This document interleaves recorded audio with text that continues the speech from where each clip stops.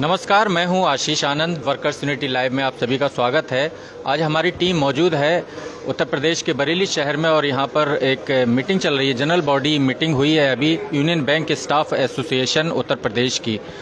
यहां पर नई कार्यकारिणी का आज गठन हुआ है। हमारे साथ जो नए पदाधिकारी हैं वो मौजूद हैं और यहां यूपी सेक्रेटरी जो हैं पुष्पेंद्र महेश्वरी जी वो मौजूद हैं। आपका बहुत बहुत स्वागत है सभी लोगों का। पहले तो महेश्वरी जी, आपसे हम ये जानना चाहेंगे कि आज क्या कार्यक्रम था, इसके बारे में थोड़ा ब्रीफ कर दीजिए। धन्यवाद वर्कर्स यूनिटी चैनल का। आज union bank staff association Bareilly unit का त्रिमासिक साधारण सभा यहाँ आयोजित की गई है। ये बरेली क्षेत्र के 10 जिलों को रिप्रेजेंट करती है, जिसमें लखीमपुर खीरी, सीतापुर, हरदोई, शाहजहाँपुर, पीलीभीत, संभल, बदायूं, बरेली 10 जिले इस क्षेत्र में आते हैं, जिसकी आज नई कार्यकारिणी का गठन किया गया है। सभी 10 जिलों से हमारे प्रतिनिधि आज यहाँ इस सभा में मौजूद हैं और उन्होंने अगले 3 साल के लिए हमारा जो यूनियन बैंक स्टाफ एसोसिएशन का प्रांतीय अधिवेशन अगले महीने में होगा, उसके लिए आज यहाँ की नई कार्यकारिणी गठित की गई है और यहाँ से अब लोग उस प्रांतीय अधिवेशन में शामिल होंगे एक डेलीगेट के रूप में। और उसी के लिए हम आज सब यहाँ एकत्रित हुए हैं और हमने सफलतापूर्वक आज इस सभा का आयोजन किया है और कार्यकारिणी को गठित किया है। हमारे सभी निर्वाचित पदाधिकारी हमारे साथ हैं यहाँ पर। जी बहुत बहुत शुक्रिया। जैसा कि दर्शकों ने अभी सुना कि यहाँ पर जनरल बॉडी मीटिंग में नई कार्यकारिणी का गठन हुआ है। 3 साल, अगले 3 साल तक ये कार्यकारिणी काम करेगी। खास बात यह है कि जिस वक्त ये नई कार्यकारिणी का गठन हुआ है, यही सबसे बड़ा चैलेंज का दौर है बैंकिंग सेक्टर में, क्योंकि इस वक्त प्राइवेटाइजेशन से लेकर तमाम बैंकिंग से रिलेटेड बहुत सारी ऐसी पॉलिसीज हैं जिनको बदला गया है या बदला जा रहा है और इन मामलों को लेकर बैंक क्षेत्र की ओर से कई बार स्ट्राइक और बहुत सारे दूसरे मूवमेंट्स जारी हैं। तो इस मामले पर हम जो नए पदाधिकारी हैं हम उनसे बातचीत करेंगे कि वो बैंकिंग सेक्टर के जो चैलेंज अभी सामने दिखाई दे रहे हैं वो क्या हैं और उनको कैसे फेस करेंगे, वो क्या सोचते हैं। आप लोगों का बहुत बहुत स्वागत है। सबसे पहले आपसे शुरुआत करते हैं, आपका नाम बताइए। मेरा नाम प्रिया बरनवाल जी। तो आप क्या सोचती हैं बैंकिंग सेक्टर में इस वक्त क्या चैलेंज है और कैसे आप लोग फेस करेंगे? अभी किस तरह के चैलेंज हैं, मतलब क्या लगता है कि बैंक में क्या समस्याएं हैं जिसको लेके बात की जानी चाहिए? बैंक में प्राइवेटाइजेशन को लेके। जी आप बताइए, आपका नाम क्या है? प्रीति पलियाल जी।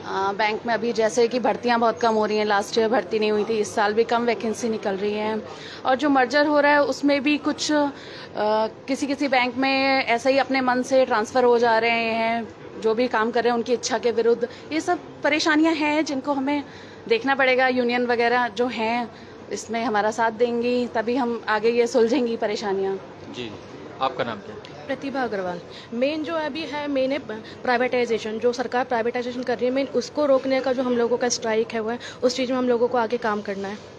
मतलब किस तरह से करेंगे इसको? जैसे महिलाओं की एक आप लोगों से बात ये थोड़ी सी और जानना चाहेंगे कि बैंकिंग के फील्ड में महिलाओं की भी काफ़ी संख्या है, तो महिलाओं के लिए विशेष तौर पर क्या आप लोगों की कोई मन में कोई पहले से सुझाव कि यूनियन की जो एसोसिएशन है उसको करने की ज़रूरत है? मेन तो ये है कि पहले जो महिलाएं हैं वही आगे बहुत कम आती हैं, इसलिए एक मेक वुमेन्स कन्वेयर बनाया गया है इस चीज़ के लिए कि महिला अपना पूरा सपोर्ट दे, क्योंकि जो भी कुछ होना है वो साथ में मेल फीमेल दोनों के लिए ही होना है। तो जो महिलाएं साथ में आगे आएंगी तो इस चीज़ में बहुत ज़्यादा इफेक्ट पड़ेगा। जी बहुत बहुत शुक्रिया। आपसे थोड़ा जानना चाहेंगे, आपका परिचय? जी मैं उपेंद्र सिंह हूँ और आज हमारी बरेली ज़िले की जो कार्यकारिणी बनी है उसमें एक आम सहमति के रूप में मुझे अध्यक्ष के रूप में चुना गया है और मैं आभार व्यक्त करता हूं अपने महामंत्री जी का, जिला अध्यक्ष जी का, कि उन्होंने। अध्यक्ष जी, हम ये जानना चाहेंगे बैंकिंग सेक्टर का इस वक्त चैलेंज क्या है और कैसे उसको आपके दिमाग में खाका है, कैसे निपटना है इससे? इस समय का सबसे बड़ा चैलेंज अभी जो बैंकिंग सेक्टर में है वो, जैसा कि आपने देखा होगा, निजीकरण जो हो रहा है बैंकों का, जिस तरीके से सरकार सोच रही है, तो यूनियंस का ये वो रहेगा फोकस कि हम इसको निजीकरण का विरोध करें। और पीछे हम लोगों ने इसको लेके एक हड़ताल भी की थी, 2 दिवसीय हड़ताल हुई थी। हम लोग नहीं चाह रहे हैं कि ये बैंक जो हैं, जो जिनका किसी समय राष्ट्रीयकरण किया गया था और आज ऐसी क्या जरूरत पड़ गई कि इनका निजीकरण करने की आवश्यकता आ गई। जी आपका नाम क्या है? मैं दीपक भारती। यहाँ VLM शाखा में स्पेशल असिस्टेंट, और अभी नई कार्यकारिणी में मुझे वाइस प्रेसिडेंट का पद मिला है। तो पहली बार मैं इतने अहम पद में मतलब मुझे जिम्मेदारी दी गई है, जिसके लिए जो है मैं पूरी कोशिश करूँगा कि इस जिम्मेदारी को सही से निभा पाऊँ।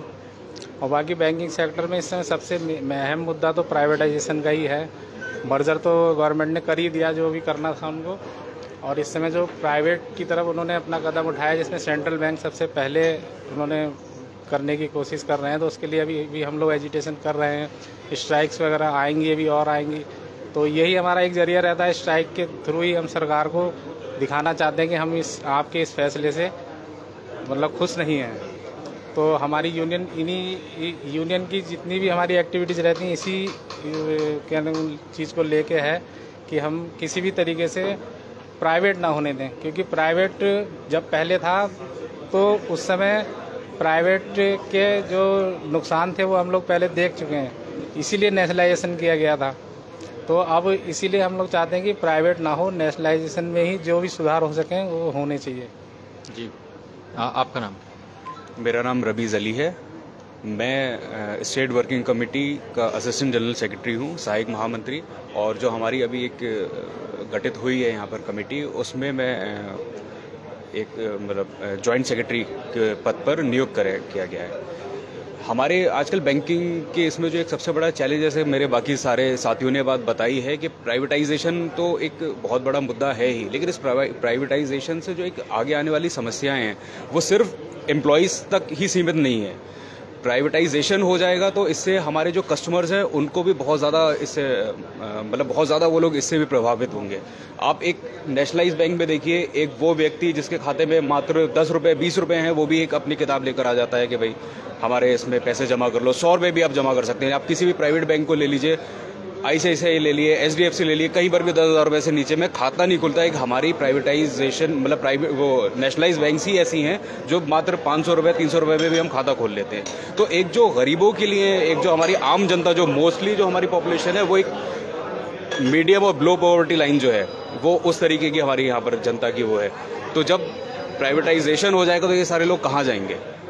हम लोग जितनी भी गवर्नमेंट की स्कीम्स होती हैं सब कुछ इम्प्लीमेंटेशन कौन कर रहा है? आजकल नेशनलाइज बैंक ही करती है, कोई प्राइवेट बैंक नहीं कर रही है। चाहे जनधन आप ले लीजिए योजना, चाहे GBM ले लीजिए, चाहे APY अटल पेंशन योजना है, तो जितनी भी इम्प्लीमेंटेशन है गवर्नमेंट स्कीम्स के, तो वो सारा कुछ नेशनलाइज बैंक ही कर रही है। आगे आने वाले टाइम में जब अगर प्राइवेटाइजेशन हो जाएगा तो ये सारी चीज़ें खत्म हो जाएंगी, तो हम एक आम जनता को जो एक लाभ पहुंचा रहे हैं हम लोग, एक मीडिएटर के तौर पे वो सब चीज़ें खत्म हो जाएंगी आने वाले टाइम में। अच्छा, एक बात हम आपसे जानना चाहेंगे, जैसे कि आपके कई पदाधिकारी क्योंकि युवा हैं ज़्यादातर मैंने देखा, तो ये मुद्दा काफ़ी समय से चल रहा है न्यू पेंशन स्कीम को लेके, तो ये कितना आप लोगों के यहाँ अहमियत रखता है जो बैंकिंग है? ये बहुत ज़्यादा एक मैं बोलूँगा कि एक बहुत ही महत्वपूर्ण हम लोगों की एक लड़ाई भी है कि हम लोग जो न्यू पेंशन स्कीम जो एक सरकार ने लागू कर दी है, तो हम लोग एक इसके खिलाफ भी हम लोग एक लड़ाई लड़ रहे हैं कि हमारी जो पुरानी पेंशन है उसको जल्द से जल्द बहाल किया जाए। क्योंकि एक टाइम के बाद आकर इन लोगों ने सब जो हमारी न्यू पेंशन ख़त्म कर दी थी, तो इससे हमें ये लगता है कि एक मुश्त जो एक पैसा देने का इन लोगों का एक वो है कि भाई इतना वो हो जाएगा, प्राइवेट कंपनीज में वो उसको पैसे को लगा देते हैं, तो कोई श्योरिटी नहीं है कि हमको वो पैसा उस हिसाब से मिल पाएगा या नहीं मिल पाएगा। तो हम लोग चाहते हैं कि हमारी फिर से जो पुरानी पेंशन है उसको बहाल करा जाए जल्द से जल्द। जी, आपका नाम क्या है? श्री कौशलेंद्र प्रकाश शुक्ला, यूनियन बैंक हरदोई शाखा में पदस्थ हैं, और इस नई गठित पदाधिकारियों की जो समिति बनाई गई है, इसमें भी हमको एक महत्वपूर्ण पद मिला हुआ है, और हम अपना पूरा प्रयास करेंगे कि जो उनमें विश्वास जताया गया है उस पर हम खरे उतरें। तो आपको क्या लगता है कि जो आपकी एसोसिएशन है वो अभी के जो चैलेंजेस हैं उसको फेस करने के लिए कितना रेडी है अभी आपकी? देखिए, हमारी एसोसिएशन आज से नहीं, काफ़ी पुराना संगठन है और काफ़ी मजबूत संगठन है। समय समय पर इसने अपना जो है मजबूत पक्ष रखा, कर्मचारियों का रखा, न केवल कर्मचारियों का बल्कि हमने अपने उपभोक्ता वर्ग के हितों की भी बात की। हमारी जो स्ट्राइक होती है, अगर उनके इश्यूज़ को देखा जाए, सारे इश्यूज़ न केवल कर्मचारियों के हितों को संरक्षण प्रदान करते हैं, बल्कि हम उन उपभोक्ताओं के हित की बात करते हैं जो हमसे जुड़े हुए हैं। आदमी पूरे जीवन की पूंजी बैंक में लगाता है, जमा करता है, उस पर उसे ब्याज मिलता है जिससे वो अपने भविष्य के लिए संचित करता है, उसकी योजनाएं बनाता है। अगर वो पैसा ही किसी तरीके के रिस्क में आ जाता है, किसी तरीके से नुकसान में आ जाता है, तो उसका सारा जीवन एक तरीके से समझ लीजिए कि कष्ट में आ गया, उसके सारे सपने टूट जाते हैं। तो ऐसी स्थिति में ज़रूरी है कि कोई संगठन इस चीज़ को मजबूती से सरकार के सामने रखे कि जो जनता का हित है वो किन बातों के लिए में है, किस जगह पर सुरक्षित रहेगा। अगर कोई संगठन है, AIBA हमारा संगठन, ये न केवल जो एकदम मीडिएटर है जनता के और उपभोक्ता और हम कर्मचारियों के बीच में, और दोनों के हित की बात करने वाला और उनके हितों को मजबूती से सरकार के पास रखने वाला। यही कारण है कि सरकार पूरी तरीके से अपनी मंशा में सफल नहीं हो पा रही है। उसका सबसे बड़ा कारण यही है कि हमारे संगठन की एकता, हमारी शक्ति, और ये समय समय पर हम लोगों ने इसको प्रदर्शित भी किया है और उसमें हम सफल भी रहे हैं। जी बहुत बहुत शुक्रिया। हम अपने दर्शकों को बता दें कि अभी कुछ दिन पहले ही ठीक इसी जगह पर जहां पर ये जनरल बॉडी मीटिंग चल रही है, यूनियन हुई है अभी आज यूनियन बैंक के स्टाफ एसोसिएशन की, तो अखिल भारतीय स्तर पे भी एक प्रचार अभियान चल रहा है जो कि यूनियन बैंक स्टाफ एसोसिएशन की ओर से, AIBA की ओर से है कि कैसे इन जो लड़ाइयाँ हैं, जो डिजिटलीकरण की लड़ाई है, वो कैसे एक राजनीतिक लड़ाई बनती है और कैसे इसका जो प्रचार प्रसार है वो जनता के बीच किया जाए। इनके जनरल सेक्रेटरी एसोसिएशन के बरेली पहुंचे थे और उन्होंने पूरे उत्तर प्रदेश में ऐसा दौरा किया है। तो वो अब आगे क्या नतीजे आएंगे ये हम आने वाले वक्त में देखेंगे। हमारे साथ जुड़े रहिए वर्कर्स यूनिटी के साथ और हमें फॉलो कीजिए। बहुत बहुत शुक्रिया सभी का।